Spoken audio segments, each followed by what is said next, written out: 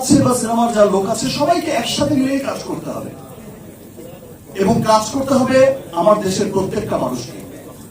Because এই চলচ্চিত্র, আমরা যারা চলচ্চিত্রের সাথে জড়িত শুধু তাদেরই চলচ্চিত্র না, এই চলচ্চিত্র হচ্ছে এই দেশের প্রত্যেকটা মানুষের।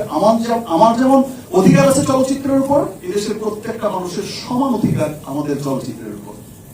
সো আমাদের চলচ্চিত্রকে ডেভেলপ করতে, আমাদের চলচ্চিত্রের মঙ্গল কামনায় আমাদের সকলকে একসাথে কাজ করতে হবে।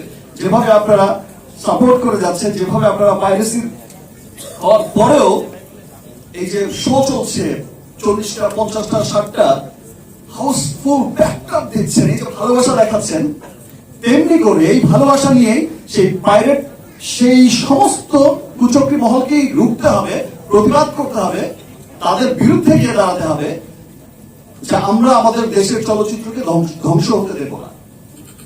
আমরা একসাথে মিলে ইনশাআল্লাহ আমাদের চলচ্চিত্রকে আরো অনেক অনেক দূরে এগিয়ে নিয়ে যাব। ধন্যবাদ জানাচ্ছি আমাদের আইন শৃঙ্খলা বাহিনীকে, আমাদের পুলিশ বাহিনীকে।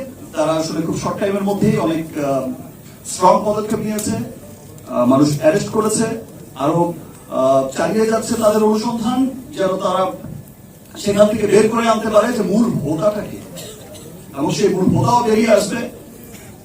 সে যেই হোক, যারা এই দেশের বিরুদ্ধে কাজ করবে, দেশের সংস্কৃতির এগেনস্টে কাজ করবে, দেশের চলচ্চিত্রের এগেনস্টে কাজ করবে, এরকম ঘৃণতর অন্যায় করবে, তাদের বিরুদ্ধে আমরা সকলেই একসাথে রুখে দাঁড়াবো। Thank you everyone.